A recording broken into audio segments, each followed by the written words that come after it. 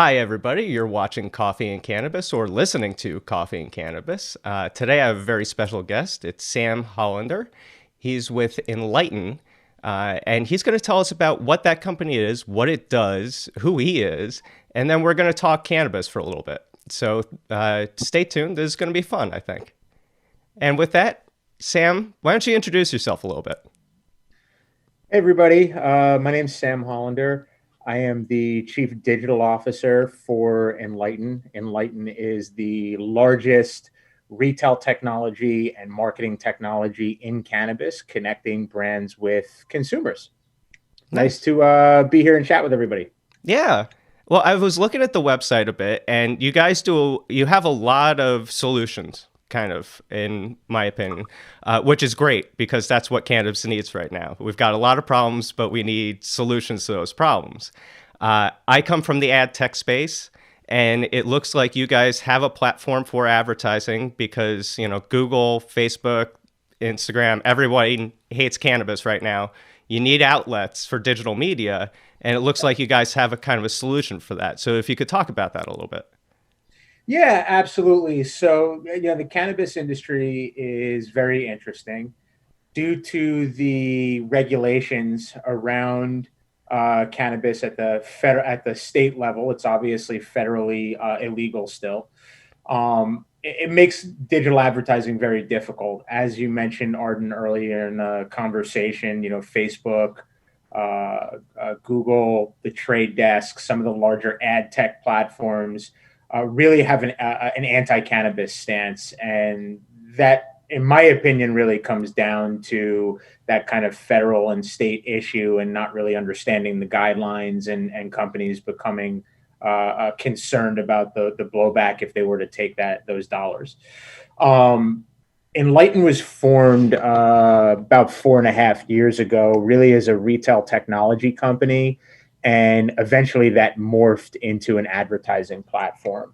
I think later in this conversation, we're going to go into my background and kind of how I came here. But ultimately, my expertise comes from programmatic advertising. I spent 4.5 years at a mobile location company, and then a little over a year at an influencer platform where I helped them build a connected TV strategy and programmatic buying around that. And following that period of time, I took a little bit of a period off where I was trying to figure out what I wanted to do next. And uh, I have a lot of exposure to the cannabis industry due to my wife and her family. My wife's family actually owns and operates one of the largest privately held multi-state operators in the country. And as they were opening one of their first stores in Somerville, Massachusetts, my wife approached me and started asking me about digital advertising and cannabis, because, as you mentioned, from an ad tech perspective and a digital advertising perspective, it's just become increasingly more difficult, for cannabis advertisers. And it's not really just cannabis advertisers, it's really any kind of vice industry, cannabis, gambling, so on and so forth. But I sat down and did some research, and really what I found at that point in time, and at this point in time, Surfside and Philo really were not the larger entities that they are today. And I sat down and built, or started to build, at least laid the groundwork to build, a demand side platform for cannabis that would allow cannabis advertisers, to access premium inventory and remnant inventory across the digital ecosystem the same way any other advertiser would, but compliantly at the state level. And that really led me to the two guys at Enlighten who founded Enlighten, Colby McKenzie and Jeremy Jacobs. And they asked me if I wanted to come on board to help them extend their offering outside of the four walls of the dispensary, which was what their current solution slate was at the time. And I came on board, and we've really built the platform since. And now Enlighten is really the only true end-to-end solution in cannabis. And what I mean by that is we touch every consumer touch point throughout the entire marketing funnel. from an awareness perspective on connected TV, advertising in premium publishing environments like a Rolling Stone or a Condé Nast, to mid-funnel driving engagement, getting buyers to prospective buyers and loyalists to retailers or brands' websites, as well as lower funnel activity where we drive foot traffic into retailers, where buyers are then, or consumers are then, immersed with this engaging and educational experience through our digital signage business and our point of sale advertising platform. And then we retarget them after the fact to drive brand consistency and drive them either back into the dispensary experience or online into an e-commerce experience where they can, kind of hit that last touch point. All right. So we've talked a little bit about ad tech, which is your area of expertise. I don't want to get into the secret sauce side of things because obviously that's all behind the scenes, but I want to talk about my experience and then what your guys' solution is compared to that. Sure. So when I first got started in cannabis marketing and looking at promoting myself as an expert in cannabis, I was looking to buy any advertising I could, but I kept getting shut out of Google, Facebook, the like. At the time, this was 2018, 2019, so 3 years ago. There were solutions, but the websites clearly were a white label rebranding of something else. And when you actually went and checked out the inventory they were listing, it was no good. There was no impressions, and you wouldn't want to be associated with the type of websites you were winding up on. I want to talk about, here we are in 2021, what does that space look like today in terms of what are premium publishers that you guys are able to work with? And how do you foster good relationships with possibly publishers that are willing to take on cannabis, but they're not considered cannabis related? Yeah, and it's another great question. To your point, a few years ago, there were smaller platforms that kind of existed where you could tap into programmatic advertising solutions and advertise across the web, but a lot of that content that you were advertising on was endemic focus content. Places like High Times, Leafly, MJ Biz, etc., as well as pretty much salacious material. Places like Pornhub, other websites that buyers and advertisers just necessarily maybe didn't want to be associated with. That has definitely changed over the last several years, and I think that has to do a lot with the stigma subsiding around the industry as a whole.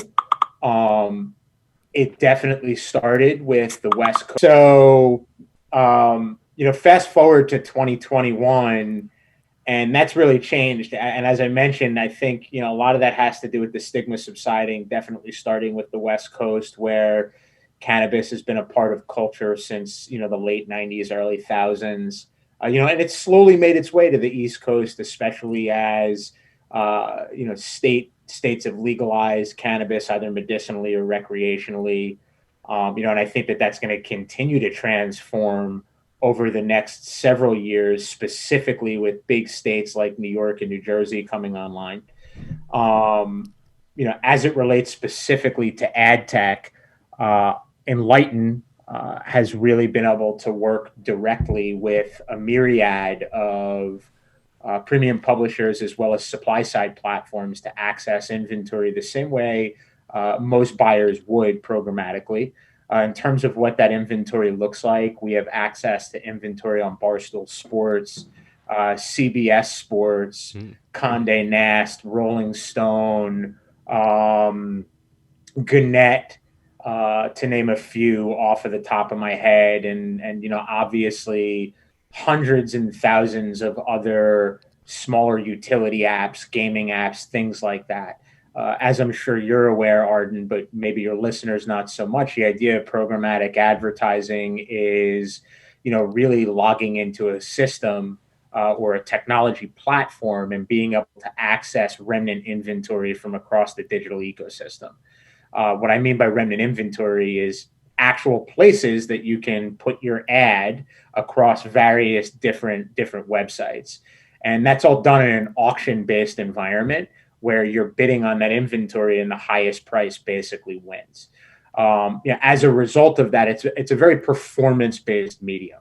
So the idea is not necessarily trying to get your ad on that Condé Nast page or on the Rolling Stone page about Jerry Garcia or whatever it may be. While that is extremely compelling and buyers definitely want to be in premium locations and in areas where their buyers or their prospective buyers are actually consuming content, it's also important to be in the places that are going to perform best.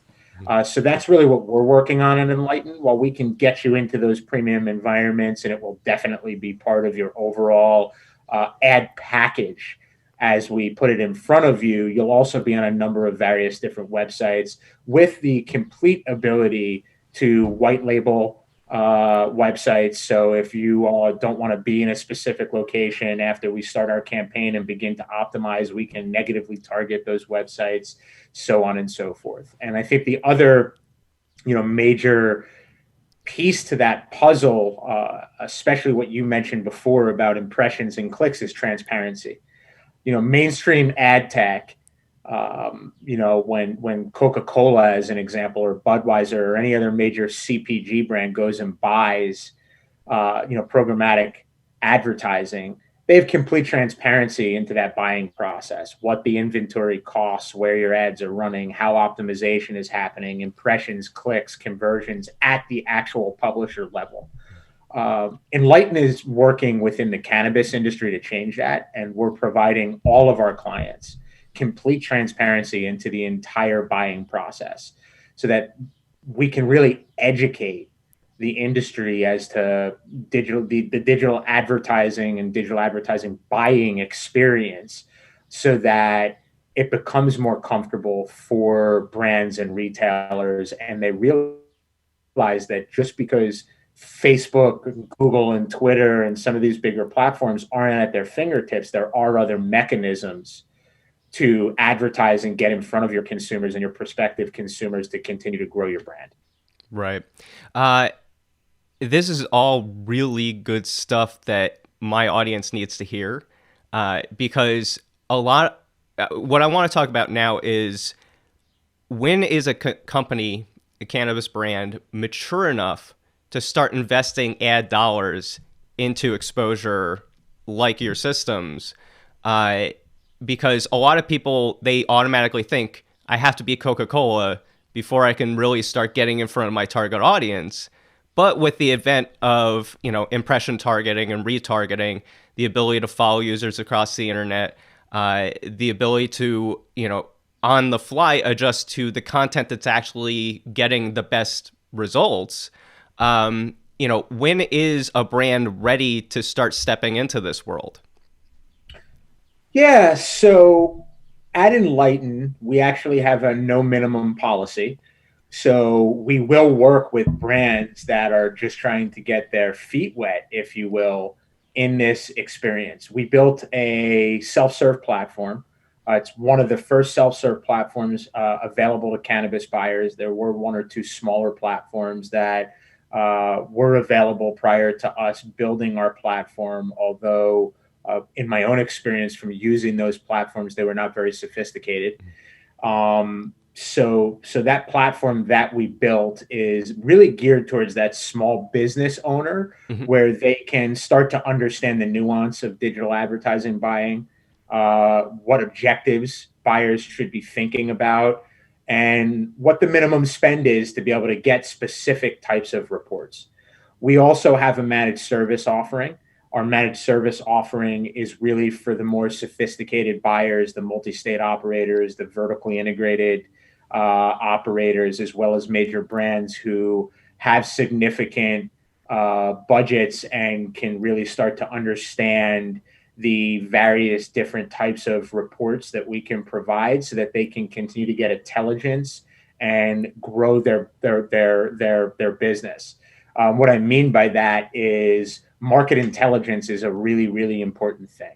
understanding who your consumer is extremely important and should be a strategy that brands are continually deploying and continuing to refine time and time again.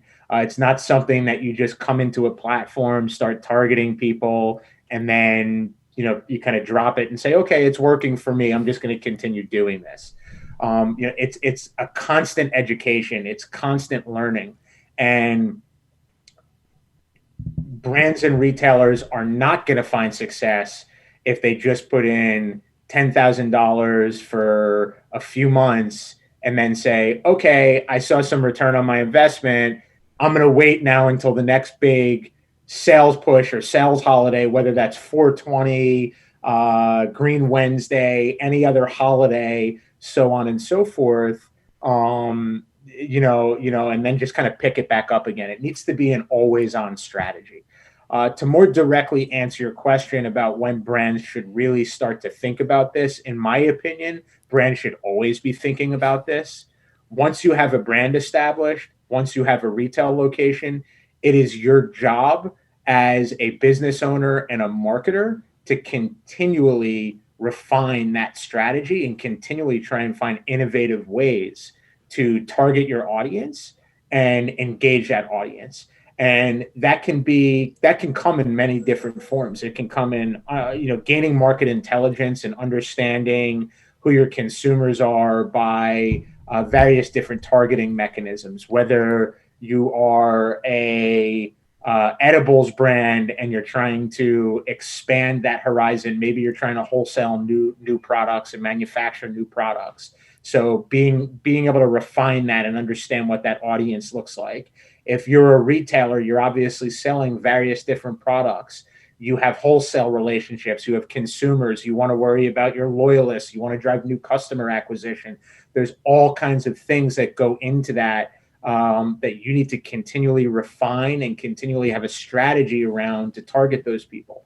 And digital advertising is one mechanism to do that. Programmatic and advertising is one mechanism to do that. And I would say it's probably the most efficient mechanism to do that. But there are a myriad of other ways that you can do that too. As an example, at Enlighten, we also have a whole experiential arm. We have this big bus called the Cannabis that's basically like a dispensary on wheels. So brands can tap into that, at a much higher level, do some kind of experiential opportunity, whether it's a brand takeover at a music festival or doing some education with bud tenders and doing a road tour or a road show if you're a vertically integrated operator, capturing all of that on camera and then being able to utilize that content across your various different platforms, one, from a licensing and distribution perspective, but then two, also cutting that down into 15s and 30s and deploying it programmatically across the various different ecosystems that you have available at your fingertips.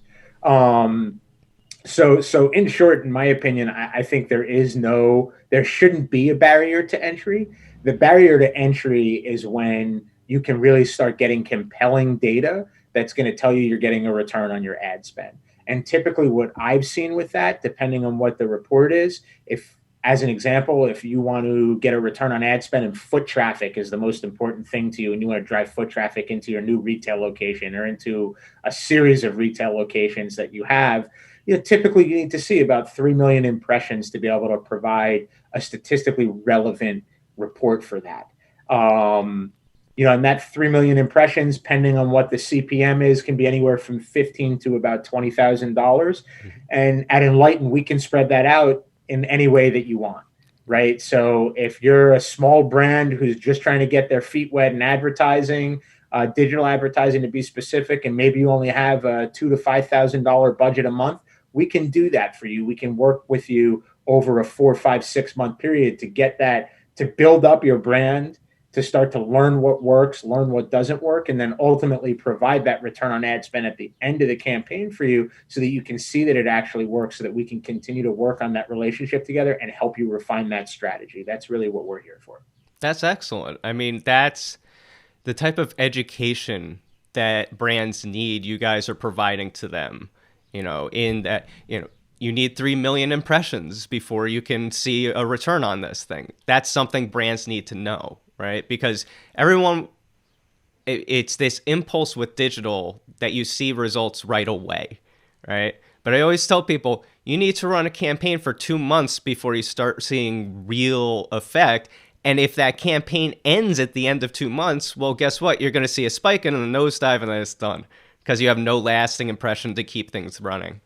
Right. So that's why I'm glad to hear, the way you guys are talking about ad spend and spending smartly and investing in the right places in the right ways over the right periods to get the Yeah. return that you guys want to see. Yeah, and there was a great article in Rolling Stone. I forget the title of the article, and it was in the last few days, but it was all about how cannabis brands really need to think about education and educating consumers. And I found it really interesting because us as technology providers need to do the same thing.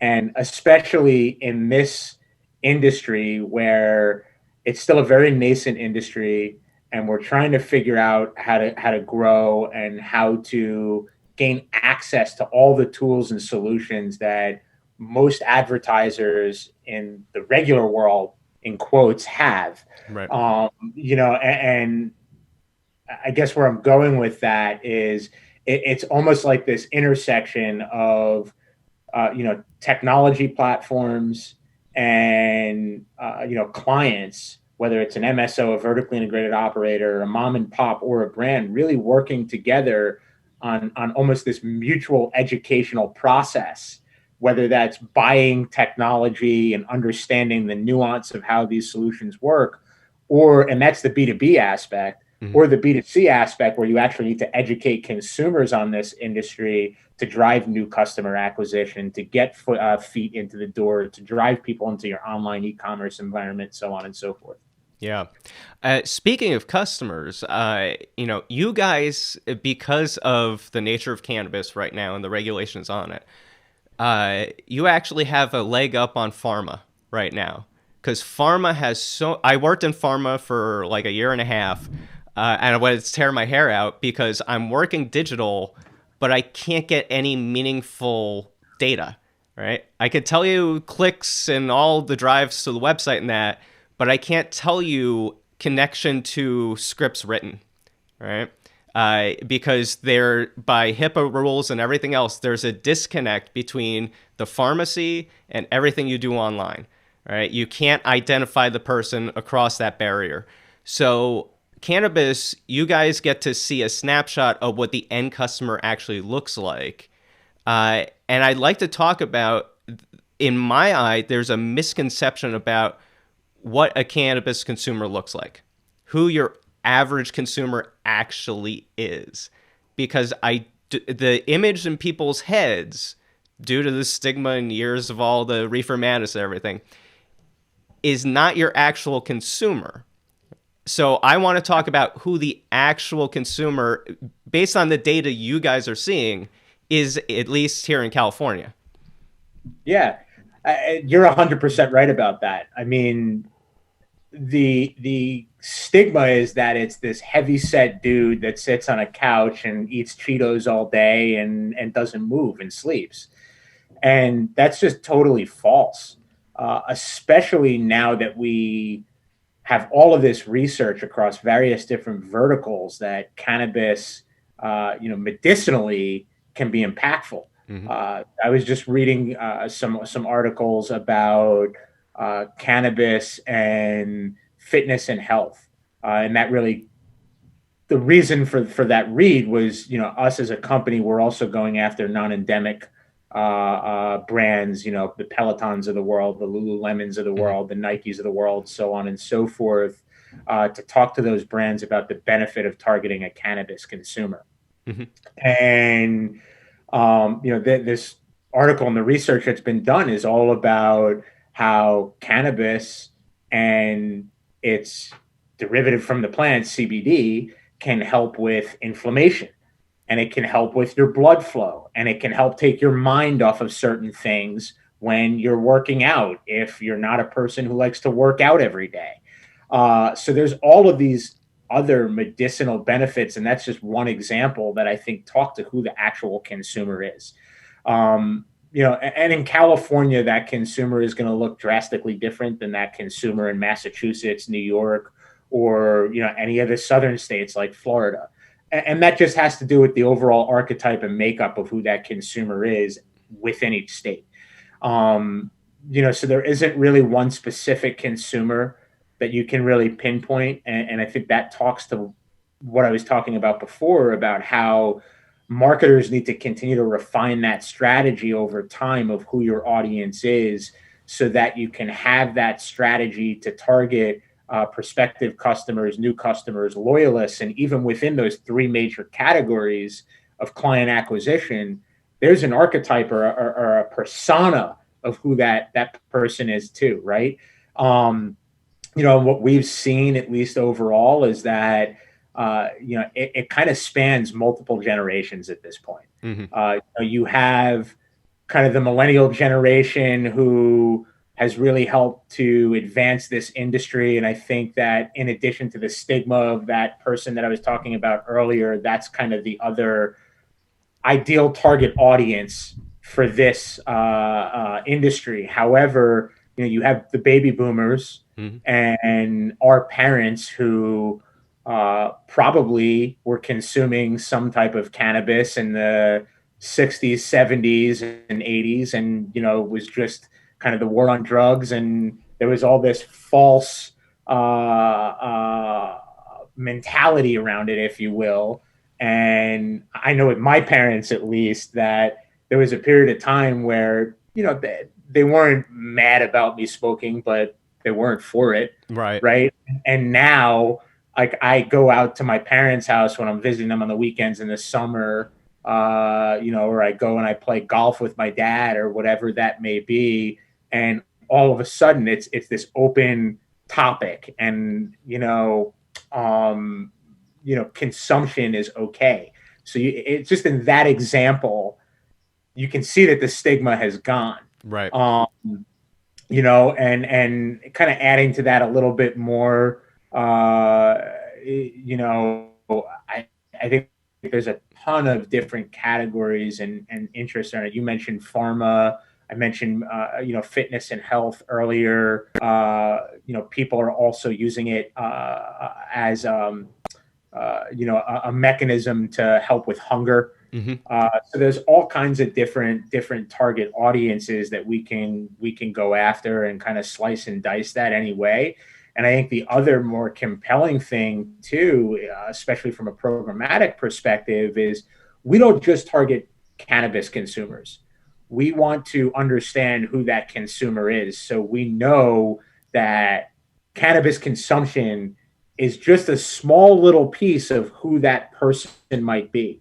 But that person might also be a high household income individual who shops at Whole Foods, who goes to the gym, who likes sports, who maybe has 2 kids, so on and so forth. So it's really about understanding who that person is and creating that holistic profile of that individual, so that you can really accurately target that person and target them on platforms and within content that they're actually consuming. And that's how your brand is going to resonate. Your message is going to resonate, excuse me. Right. I always bring up the example of, I have friends back east in Pennsylvania, and all of the housewives went from Chardonnay to vape pens, right? Because that's how they consume cannabis out there, because Pennsylvania is... I'm trying to think of a non-curse word way of saying this, but it's a clusterfuck of regulations where edibles you can't do, right? But you can get RSO, and you can get flower, and you can get concentrate in some forms, but not all forms. It's a nightmare, right? But for soccer moms, the vape pens work, and it's the ability to, sit the kids in front of a TV for a few minutes, go relax, have some me time, right? And still be a good parent and be connected to your kids and do all those things. It's not about checking out from life. It's about letting life just calm down a little bit, and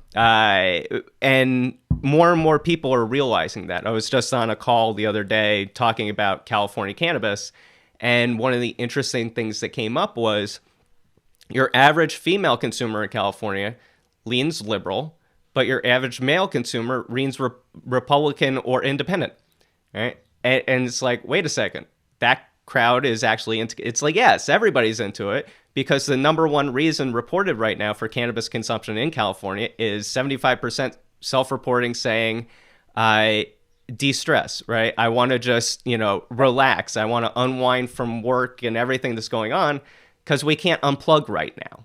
Yep. So that's, as more new consumers come into cannabis, the stigma just continues to decrease.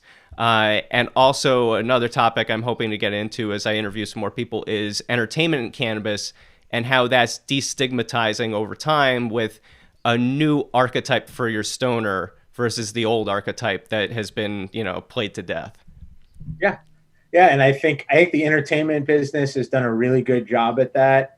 In a number of different ways. You obviously have various different films and television shows that clearly depict cannabis consumption and even have themes resonating throughout their storylines about cannabis. And then on the other side, you also have so many different entertainers and musicians and athletes getting into this business. The big one is obviously Jay-Z Mm-hmm. and the Khalifa brand, as well as the parent company, which is the company that kind of oversees all of his different products and retail operations. You have Seth Rogen, Yep. who is obviously very much associated with the cannabis industry, and he just launched his brand in the U.S. I saw earlier this morning Wiz Khalifa is doing a brand. I think it was Wiz Khalifa, or maybe it was Lil Wayne. It was one of the two of them is launching a brand in Missouri.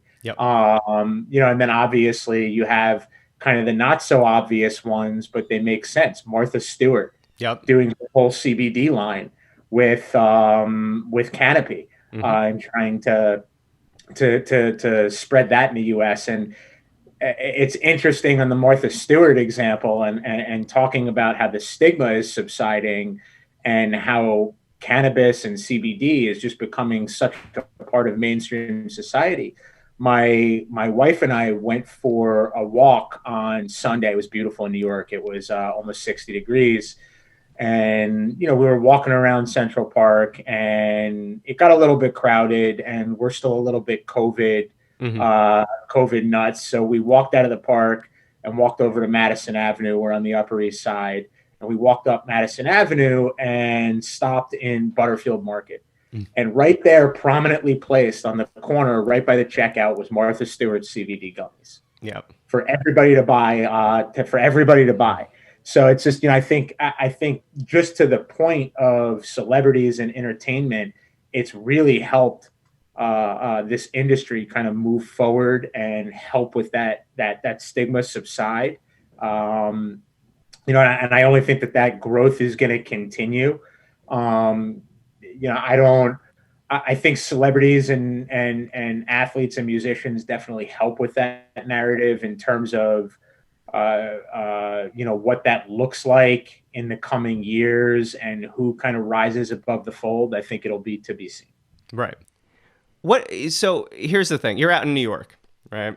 And you're seeing East Coast. New Jersey is, in my opinion, screwing everything up. But that's just my opinion.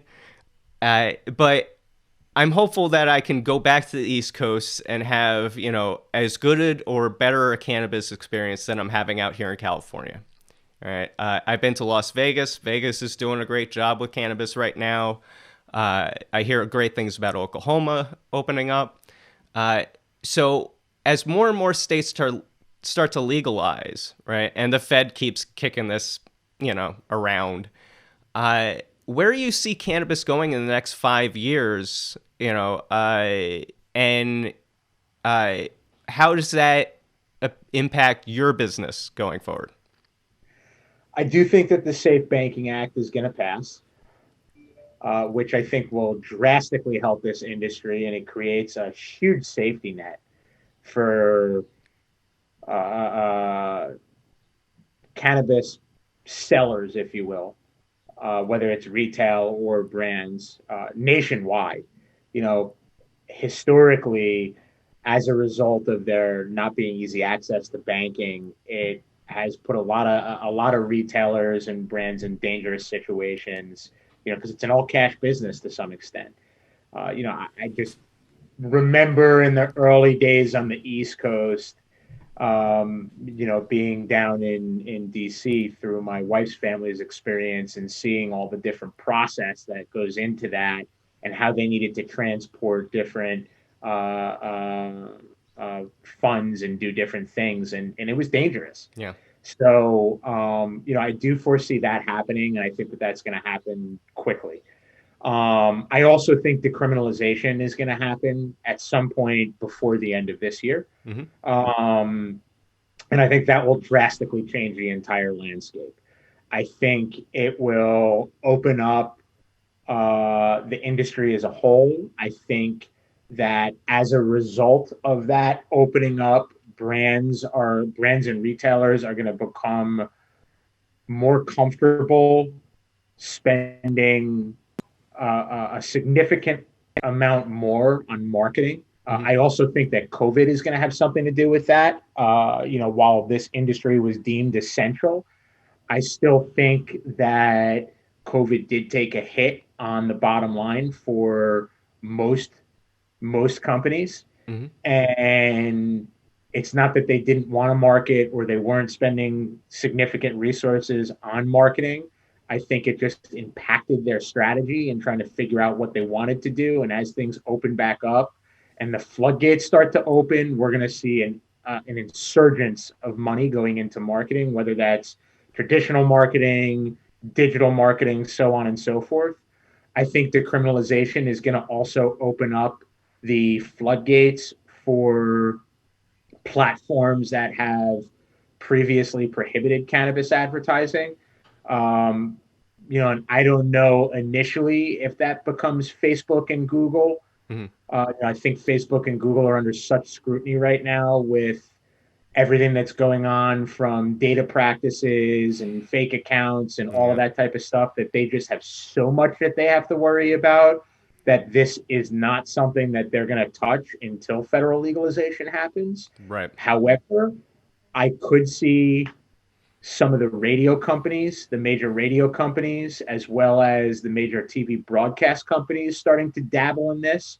Hmm. Maybe it's on streaming platforms versus your traditional broadcast television mechanism or traditional terrestrial radio. But I do see those floodgates starting to open, which is going to only open more experience, more opportunities, specifically mass reach opportunity Hmm. for brands. Um, and I know one thing that I've been trying to do and working with some of our partners is staying in constant contact with a lot of those major broadcast companies, um, and major radio companies. Right now within their digital ecosystems, programmatically through a supply side platform, you can kind of get your message on Hmm. some of those platforms. I mentioned CBS Sports before, so that's an example of one Right. that I've seen pop up a number of times. But ultimately, from a connected TV experience, as an example, and that's one thing that we're trying to pioneer in this industry, which is increasingly difficult due to the fact that while we target 21 plus, while we know that there is someone that is 21 plus in that household, we can't guarantee that there is not someone else watching that television. Right. Um, but ultimately, I would love to be able to work with any of our multi-state operating partners or our vertically integrated partners, of which we work with a lot of them, to give them an opportunity to advertise during the Super Bowl or Major League Baseball playoffs or the Grammys or the Oscars, just the same way that FanDuel and DraftKings do and Budweiser does. Right. Why should a major cannabis company, a Curaleaf, a Cresco, a Holistic, a GTI, be able to do that the same way?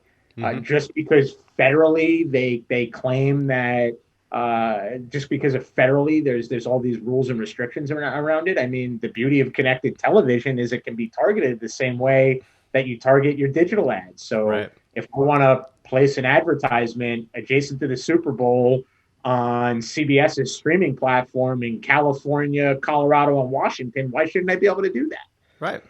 that? So I think that, and where I'm going with that is I do think that those opportunities are going to slowly start to open up, and I think that's something that will happen in the next 2.5 years or so. Maybe it'll take a little bit longer. I think it depends on some of the regulations that happen. Um, we'll see what happens and how far Cory Booker and Chuck Schumer's bill goes in the Senate that they're going to introduce either this week or next week. So it's TBD. And then, in terms of kind of the big question from everybody, right? When is legalization going to happen? That's the key question. You know, I personally think that we're probably 12, 24 months away. And going back to COVID, I think COVID has a big impact on that. I think while states have really been more affected by COVID than the federal government, state governments have been affected more. I still think the federal government, as we come out of COVID, is going to be looking for quick infusions of cash. And Yeah. the easiest way to do that is to federally legalize cannabis and tax it out the wazoo. Yeah. Um, That so, actually brings up an interesting point, which I think part of the future of cannabis going forward in and out of COVID. And one of the things that you were mentioning, you were seeing, retailers not getting as much of a bump as you would think from everyone being locked down. And a large part of that is people not having cash flow, right? And here in California, California taxes out the wazoo. So at minimum, you're spending $30 for an eighth for dirt weed, all right? If you want to get anything halfway decent, you got to spend $60 an eighth. And that's a huge expense for people on a fixed or limited or non-existent income at this point. I think there has to be some sort of adjustment of these taxes, either at the dispensary level, at the grower level, whatever it is, to put some relief on the price points at some point, because they're keeping a lot of consumers out of the market or limiting their purchases. yeah, I think there's a few things to unpack there. And one, we're talking about kind of who the cannabis audience is before and what that consumer archetype is. And you kind of just hit it spot on, right? The average product is $60. Yeah. And that's not just California. I mean, it definitely varies state to state, but that's the average size of a product, the average sale, the average price of a product, excuse me.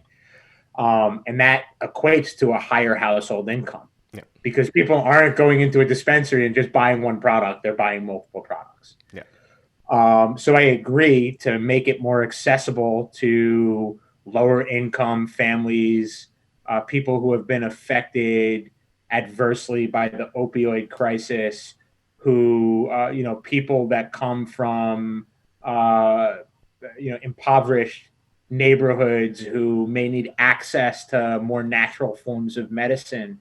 I agree that needs to be addressed, and I do think it's probably more on the government versus the manufacturers.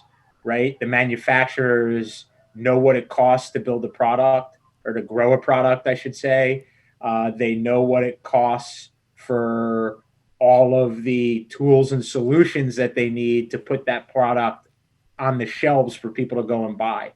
And that's probably not going to change. So as a result of that, there's only two different ways to really make that happen. One is the government understanding the price point that goes into manufacturing these products, as well as the logistics to get them to the shelves, of course, because you have to take that into consideration. And as a result of understanding that, lowering the tax to making it somewhere more in line with the alcohol and spirits industry, maybe. Yep. I think that's probably a good comparison, although I would argue that a lot of people in this industry probably would say, well, no, it should be more in line with major CPG products. And I understand the comparison, but most CPG products are not controlled and dangerous substances, so it's a Right. little bit different. And then on the other side, um, it's manufacturers being able to produce more from their plants. And there's so many unforeseen things that can happen in a grow. And I don't know all of the ins and outs. I'm not a scientist or a botanist in any way, shape, or form, but I do know enough to know that there are so many different things that can go wrong that a lot of times it's hard to maximize the yield from a specific plant. So, understanding that there's always so many different variables, so they have to price everything at a certain price point to be able to make their margin so that they can be a successful business. And I'm sure there's going to be people that are listening to me and saying, "Oh, well, you sound like a capitalist. You sound like the man, right?" But at the end of the day, we are in industry. It's a new, growing, nascent industry, but we are an industry, and as a result of that, that means that there is supply and demand. There is capitalism involved, and we have to take all of that into consideration. So, Well, just because uh, you want a healthy business doesn't make you a bad person, right? The, companies aren't inherently wrong. It's what they do. All right. Do they use their power for good or for evil? That's, the question that people are wrestling with right now. My question that I wrestle with is, how does cannabis keep moving forward in the best way possible so it sets the best example, so that things like the excise tax here in California goes from over twice what liquor is down to maybe what liquor is, 6%. That sounds reasonable, because now you've not only got the excise tax, you've got local city taxes on top, right? Because everyone wants their piece. And I'm okay with paying tax for stuff if it goes to good things, right? Is it going to education? Are we seeing the schools improve? Or are you just funneling that money to something else you want, right? Cannabis, I love it being a good tax generator for local governments and state and federal at some point, but you've got to do the right thing with those taxes. Colorado invested into its schools, and it's seen great returns, right? In fact, they had so much money one year they had to give some back. That's, who doesn't love that story as a taxpayer? Oh, they had to give money back because they did so good with it? Great. Here's more money next year. Cannabis as a cash business, as it is right now, it's a great revenue generator, but let's do the right thing with it, and let's do the right thing as an industry to make sure that the man doesn't keep wanting to crack down on it. But anyway, that's my little soapbox for the day. We're almost in an hour, so I want to be conscious of your time, and I think we've covered a lot of great ground today. You've definitely educated my audience on a lot of stuff that I wanted to cover anyway. So I want to put the ball in your court. If there's, one message, case study, whatever it is that you want to share with the people about Enlighten and what it can do for them, and, why they should reach out and contact you guys, now's your time. Go for it. yeah. I think I mentioned a lot of different things throughout this conversation, but really, I think education is the most important thing. We are here as a partner for our prospective clients. We want to work with every major brand in this industry so they can understand the nuance of digital advertising and retail signage for that matter. And we want to help them through that process and educate them and continue to grow with them as their business continues to progress. And to that point, we have a team of dedicated customer service specialists, and I can guarantee anybody that calls us, anybody on your audience that calls us, that we will be here to walk you through the entire process, to hold your hand if you want your hand held, just so that you can understand how this works, so you can start to understand the data that we can provide and garner for you from any campaign that's going to help improve your business. We're not just another tech company that's going to come here, try and take your money, and say sayonara. We view every relationship as a potential long-term fruitful partnership that is going to be beneficial, not just for us, but also for our brand partners. So for that, on that note, if anybody wants to reach out, it's sam.hollander at getenlightened.io. You can also find me on LinkedIn, or you can go to our website, check us out, and fill out a form, and we'll be in contact. And I look forward to talking to anybody who's interested in learning more about what we can potentially do and provide for them. That's excellent. Yeah. Well, I want to thank you so much for taking the time today to actually, sit down with me, do this awkward, you know, over Zoom thing. I want to thank my audience for tuning in to Coffee and Cannabis and checking this out. I hope you guys learned a lot and paid attention and took notes. There will be a quiz. But yeah, Sam, this has been truly educational, truly enlightening. And I really enjoyed this conversation. It has been a really good one.